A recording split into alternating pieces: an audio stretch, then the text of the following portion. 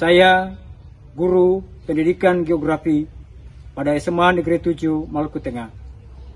Saya adalah mahasiswa pendidikan profesi guru pada Universitas Patimura, Angkatan 3 tahun 2023. Mari ikuti rencana aksi 1 saya berikut ini.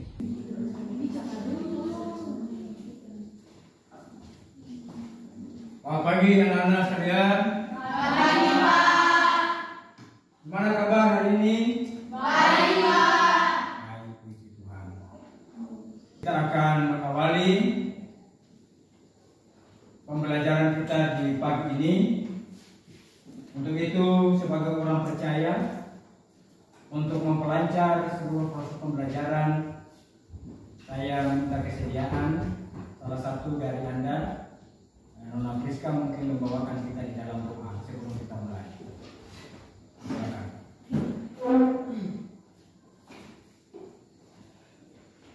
Ya, teman-teman yang bagus sebelum belajar mereka satu dan dua. Berdoa. Ada lagi ungkapan syukur yang kami naikkan kepada-Mu ya Bapa, karena atas penjagaanmu dari pagi hingga sekarang ya Tuhan. Sekarang kami mau belajar, karena Tuhan datang di tengah-tengah kami. Curahkan Roh Kudus agar kami bisa belajar dengan baik. Dalam nama Tuhan Yesus kami berdoa. Amin. Ya, terima kasih Nona Friska. Baik, anak-anak sekalian, di pagi ini sebelum kita mulai, saya akan mengecek kehadiran Anda semua. Apakah ada yang tidak hadir? Ada, Pak. Baik, saya akan mengecek. Yang apa ada? Ada, Pak. Atas nama? Ya. Ada yang izin juga? Ada, Pak. Yang sakit? Ada. Baik, terima kasih. Dengan demikian, anak-anak sekalian, hari ini kita akan memulai seluruh proses kita di pagi ini. Dan sebelum kita memulai, kita akan membagi kita di dalam 2-3 kelompok ya. Ya, ini kelompok untuk sebentar, nantinya kita akan ada dalam proses kita di pagi ini. Setelah itu kelompok silakan membagi dalam kelompok dan kita akan segera mulai. Silakan. Sudah? Ya. Mungkin kelompok bisa balik ya, baca dari yang depan ke belakang. Ya baik anak-anak sekalian, setelah sudah dibagi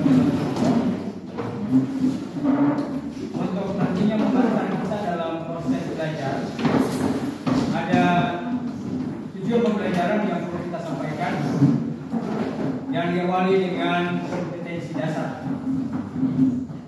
Ya, kompetensi dasar kita adalah menganalisis sebaran flora dan fauna di Indonesia dan dunia berdasarkan karakteristik ekosistem. Nah, dari kompetensi dasar kita akan jabarkan dia ke dalam indikator. Ya, indikator ini dibagi menjadi 2, yaitu 3.2.2, memahami faktor-faktor yang mempengaruhi persebaran flora dan fauna. 3.2, memahami persebaran flora dan fauna di Indonesia. Nah, dari kompetensi dasar serta indikator pencapaian kompetensi, maka kita akan mendapatkan 6 tujuan pembelajaran. Ada yang membaca? Silakan mengatasi kata. Siswa mampu 1.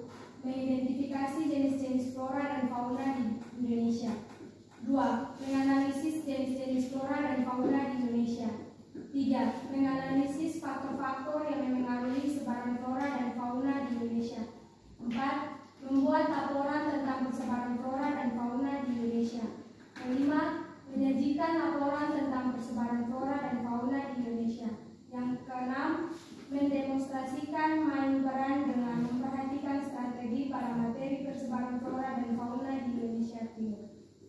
Ya, itu 6 tujuan pembelajaran kita yang akan sebentar kita akan capai dalam proses pembelajaran di pagi ini. Nah, anak-anak sekalian, sebelum kita masuk dalam proses diskusi kelompok, ada yang ingin saya tanyakan kepada Anda. Materi sebelum minggu lalu yang saya sampaikan itu materi tentang apa? Silakan. Ya, karakteristik bioma di Indonesia. Apa pengertian daripada bioma itu? Bioma dapat didefinisikan sebagai karakteristik dari flora dan fauna yang hidup dalam satu tempat berdasarkan iklim dan wilayah tertentu. Ya, baik. Kita berikan tepuk tangan dulu untuk.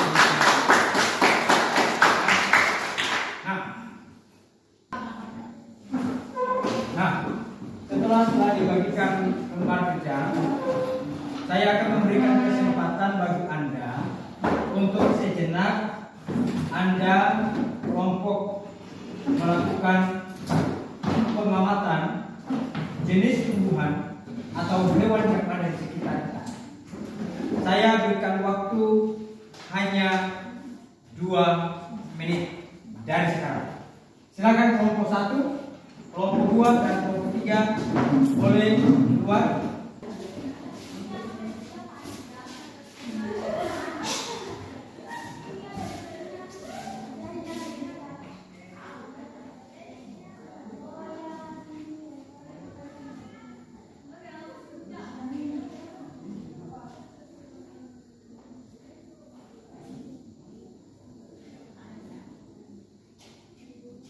Oke, sudah ya?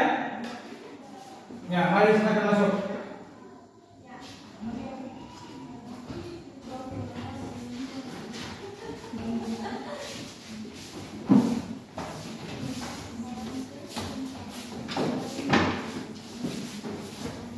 Baik, anak-anak sekalian,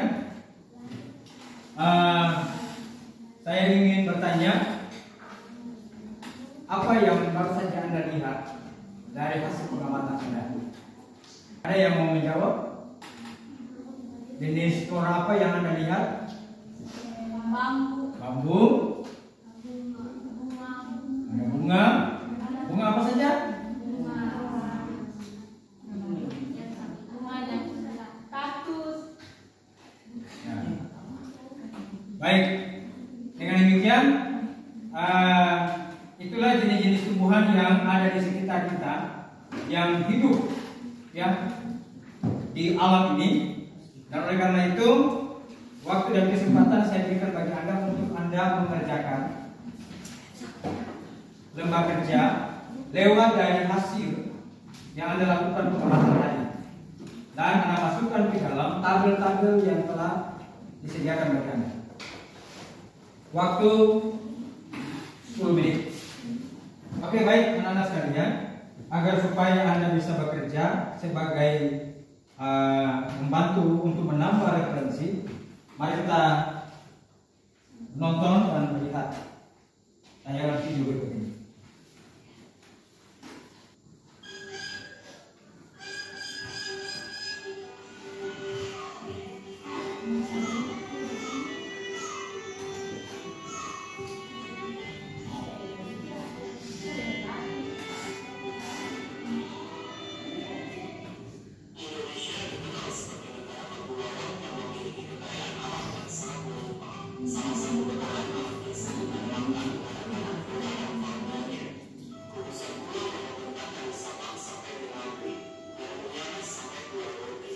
Ini contoh gambar korek. Ada Rafflesia Rodi ya. Kemudian ada jenis mahoni, ada jati, juga ada kata semar. Untuk jenis hewan, ini saya ambil hanya 3 saja. Memang banyak jenis hewan. Saya ambil yang satu adalah kasuari, ya, kemudian cendrawasih. Cendrawasih ada 2 jenis ya. Jenis yang kecil, ada yang besar. Nah, itu sekilas video dan gambar. Nanti Anda tinggal memasukkannya di dalam Anda punya hasil kerja. Nah, lalu kemudian sebentar kita akan presentasi. Ya baik, anak-anak sekalian, kita sudah bisa mulai ya untuk kita presentasi hasil ya. Ya, saya yakin dan saya percaya bahwa sebentar Anda mampu memberikan hasil kerja yang terbaik supaya apa yang nantinya Anda sampaikan itu kita semua bisa dapat mengerti dan memahami tentang apa saja yang ada di alam bumi kita ini, khususnya di Indonesia ya. Dengan demikian saya memberi kesempatan bagi kelompok 2 Anda mempresentasikan hasil kerja Anda di ini ya, di tempat ini aja sebelum di sini lagi. Untuk kelompok 1 dan kelompok 3 silakan Anda bertanya ya. Oke baik, silakan. Terima kasih kepada kesempatan yang telah diberikan kepada kami kelompok 2 untuk mempresentasikan hasil kerja kami kepada teman yang sudah siap. Saya persilakan. Dari hasil pengamatan kami, pertanyaan yang pertama, mengapa persebaran flora dan fauna di Indonesia dibagi dalam 3 wilayah, yaitu wilayah Indonesia Barat, wilayah Indonesia Tengah, dan wilayah Indonesia Timur? Bagaimana karakteristik flora dan fauna di setiap wilayah? Jawaban yang kami dapat adalah karena paparan sapul dan paparan Sunda memiliki arti penting dalam keanekaragaman hayati Indonesia. Hal ini menyebabkan flora dan fauna di Indonesia dibagi menjadi 3 kelompok berdasarkan garis Wharton dan garis Weber, yaitu Indonesia bagian barat atau tipe Asiatis dan Indonesia bagian tengah atau tipe peralihan beserta dengan Indonesia bagian timur. Karakteristik flora dan fauna Indonesia dibagi menjadi bagian barat adalah floranya memiliki berbagai jenis tumbuhan kayu, selalu hijau sepanjang tahun dan terdapat banyak hutan mangrove atau hutan bakau. Sedangkan faunanya terdapat banyak mamalia besar, contohnya gajah, harimau dan yang lain. Diskusi kami, apakah ada pertanyaan dari kelompok 1 dan 3? Kami persilakan. Ya, silakan kelompok 1 dan kelompok 3. Ada yang mau ditanyakan? Terus untuk kelompok 2. Yang terakhir kita ke kelompok 1. Silakan.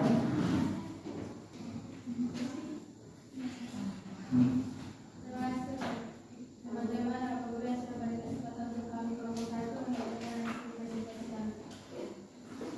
Mengapa persebaran flora dan fauna di Indonesia dibagi dalam 3 wilayah, yaitu wilayah Indonesia Barat, wilayah Indonesia Tengah, dan wilayah Indonesia Timur? Bagaimana karakteristik flora dan fauna di setiap wilayah? Flora di Indonesia bagian barat didominasi oleh vegetasi hutan, hujan tropis yang selalu basah karena mempunyai curah hujan dan kelembapan yang cukup tinggi. Karakteristik flora di bagian barat yaitu volume iklim dan curah hujan yang tinggi. Flora bagian barat pasti tumbuh subur dengan iklim dan intensitas hujan yang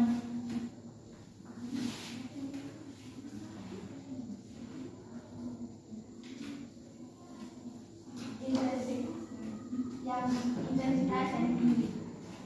Yang kedua, adanya hutan bakau dan mangrove di pinggiran pantai sebagai habitat serta ekosistem yang baik bagi flora bagian barat. Yang kedua, flora di Indonesia bagian timur didominasi oleh hutan hewan tropis, akan tetapi dari tumbuhannya berbeda dengan jenis tumbuhan di bagian barat. Ya, yang apakah ada pertanyaan yang perlu mulai kami persilakan? Ya, Mas ya? Ya, oke baik. Kita berikan aplaus untuk kelompok 1. Baik, anak-anak sekalian, dari hasil diskusi kelompok, apakah ada dari kelompok yang mau ditanyakan mengenai materi yang baru saja disampaikan lewat hasil diskusi kita? Ternyata klimatik atau iklim saat mempengaruhi persebaran flora dan fauna di Indonesia. Baik, kita berikan aplaus dulu untuk Anda punya pengalaman. Baik, anak-anak sekalian, apa penyebab? Kita ketahui ada 4 faktor. Ada 4 faktor yang menyebabkan proses persebaran flora dan fauna. Ada yang merata, tetapi ada juga yang tidak merata. Yang pertama, faktor yang pertama adalah faktor iklim atau faktor klimatik. Ya, mengapa faktor iklim? Berdasarkan iklim di Indonesia bahkan di dunia itu kita akan membagi menjadi 2. Kalau di bagian kutub utara, proses penyebarannya itu dia tidak merata karena wilayahnya diliputi oleh salju atau es. Berbeda dengan di Indonesia atau yang ada di kawasan Asia Tenggara, karena berada di wilayah garis khatulistiwa atau ekuator, maka penyebaran flora dan fauna itu banyak. Karena apa? Ada 4. 1, karena faktor kelembaban udara. Yang kedua, faktor karena suhu udara. Yang ketiga, faktor karena angin. Dan yang keempat, faktor karena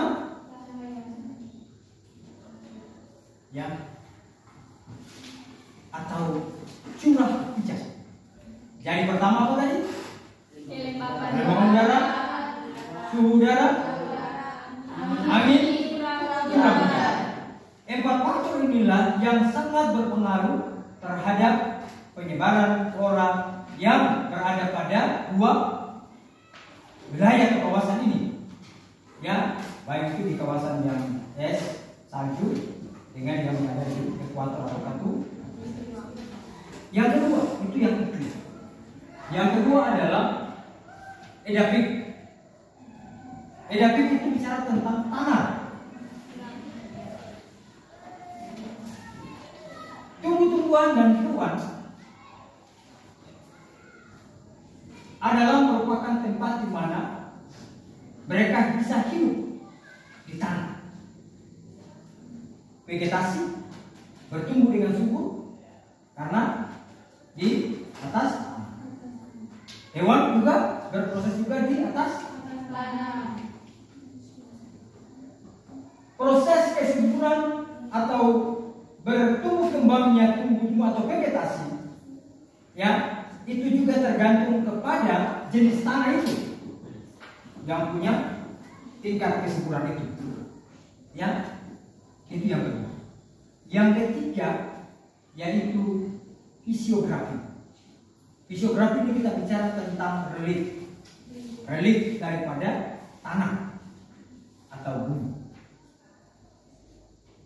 Ada penyebab sehingga jenis tumbuhan itu dia tidak mengalami perkembangan. Tidak mengalami perkembangan karena dilihat berdasarkan faktor ketinggian atau kemiringan suatu lereng atau gunung, sehingga dia tidak merata. Berbeda proses penyebaran flora fauna itu di gunung dengan yang di dataran yang rendah, berbeda. Ada juga yang menjadi penghalang karena gunung menghalangi datangnya sinar matahari, sehingga menghambat proses pertumbuhan dan perkembangan daripada vegetasi. Ya, itu menjadi salah satu faktor mengapa faktor fisiografi itu dia juga berdampak. Yang berikut, tanah juga dia punya sangat peran besar atau lereng bagi proses perkembangan. Semakin daerahnya itu tinggi, maka semakin proses perkembangan atau vegetasinya itu berkembang. Ya, ada saja ada ke gunung, ya, ada ke gunung, ya. Banyak vegetasinya yang keempat yang terakhir, yaitu makhluk hidup atau biosfer tadi. Mengapa makhluk hidup? Makhluk hidup ini dari berbagai macam spesies yang ada atau vegetasi ya, yang hidup, maka akan juga berpengaruh terhadap kembang atau bertumbuh kembangnya vegetasi. Ya. Sambil contoh, cacing itu dia membantu untuk menguburkan tanah, sehingga banyak jenis-jenis tumbuhan bisa hidup akibat dari cacing yang menguburkan tanah. Ada juga yang lain, manusia juga punya peranan, yaitu membantu menyebarkan flora atau vegetasi ke tempat-tempat yang lain. Karena tapi ada juga manusia bisa mengakibatkan karena faktor untuk pertanian, maka daerah-daerah atau lahan-lahan itu dibuka untuk pertanian, sehingga kemudian mempengaruhi atau menyebabkan berbagai macam jenis atau vegetasi atau hewan-hewan itu mengalami kepunahan atau mengalami migrasi dari satu tempat ke tempat lain karena manusia. Nah, itu adalah faktor-faktor yang tadi. Jadi selain dari dua yang disampaikan oleh Aris, tapi ada yang lain. Jadi ada 4. Satu tadi yang apa tuh? Iklim. 2 geografi. 3 grafik. 4 makhluk. Jadi itu 4 faktor. Memang nanti kalau kita bicara tentang penjabaran dari iklim, apa saja suhu udaranya mengapa, beban udaranya mengapa, ya, anginnya mengapa, ya, atau apa lagi, juga hujannya mengapa, ya, itu semua dia berkaitan dan berdampak terhadap perkembangan dan tumbuh kembangnya makhluk hidup. Dalam ini adalah vegetasi ataupun hewan, ya, yaitu flora dan fauna. Jadi ya, tadi ya, saya jelas ya.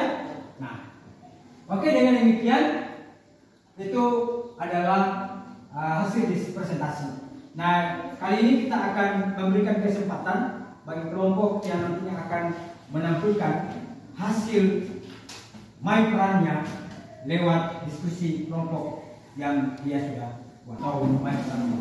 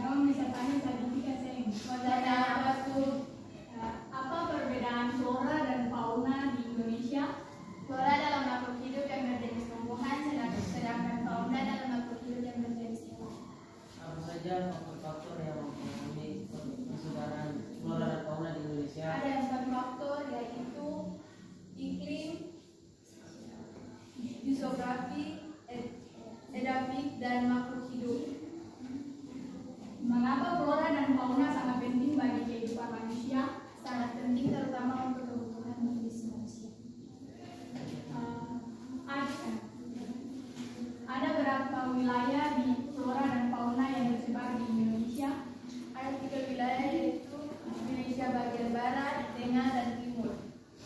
Kadongan saat ini berada di wilayah Indonesia bagian timur. Salah satu contoh flora yang ada di Indonesia bagian timur, Salah satu contoh flora yang ada di Indonesia bagian timur yaitu kaktus. apa keistimewaan kaktus sampai dong bisa bilang bahwa kaktus salah satu flora yang ada di Indonesia bagian timur? Keistimewaan dari kaktus yaitu terjadi daya tahan dan kemampuannya untuk bertumbuh di tempat yang sama, Di mana kaktus menyimpan cadangan air di bagian dalamnya.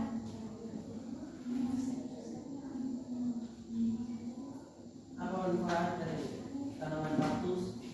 Manfaat paling utama dari tanaman kaktus yaitu meningkatkan kualitas udara di dalam ruangan. Sekian dan terima kasih. Kita akan sejenak merefleksi akan hasil diskusi kelompok maupun juga hasil main peran. Apa yang telah Anda tampilkan sudah Anda tunjukkan dengan maksimal, semampu dengan apa yang Anda sudah siapkan. Tetapi saya berharap untuk kedepannya bisa lebih daripada yang hari ini, ya, untuk dipersiapkan dengan secara baik. Kesimpulan dari hasil kita pada saat ini yaitu ada 4 yang menjadi kesimpulan kita di hari ini, yaitu bahwa proses persebaran flora dan fauna sangat dipengaruhi oleh 4 faktor ini. Yang pertama, faktor iklim, yaitu di mana daerah-daerah yang memiliki iklim yang ekstrim, dingin kutub, akan memiliki flora dan fauna yang lebih sedikit spesiesnya. Saya kira ya, dingin kutub. Kemudian iklim mempengaruhi antaranya adalah udara, angin dan juga hujan. Kemudian faktor edapik, mana itu akan memberikan dampak yang baik bagi pertumbuhan tanaman. Faktor-faktor fisik tanah yang mempengaruhi lain, kesuburan mineral organik, humus, suhara, kandungan air tanah, kandungan udara tanah. Kemudian faktor fisiografi adalah dari bumi, jadi permukaan bumi yang berada di hubungan dapat menghambat penyebaran. Dan yang terakhir adalah faktor tumbuhan yang memiliki daya adaptasi kuat akan menghambat pertumbuhan lain yang memiliki daya adaptasi lemah, dan itu disebut sebagai penyebaran. Ya, dan itu adalah kesimpulan kita. Nah, sebelum kita mengakhiri pertemuan kita di hari ini semuanya bangkit berdiri. Kita asik. Konsentrasi. Pagi, siang, pagi, malam, siang, pagi, malam. Ini ada yang tidak konsentrasi ya. Baik, kita berikan bersama. Silakan duduk. Kita akan mengakhiri pertemuan ini. Untuk itu, sebelum kita mengakhiri, kita akan tutup dengan doa, dan doa ini akan dipimpin oleh musik. Silakan oleh musik.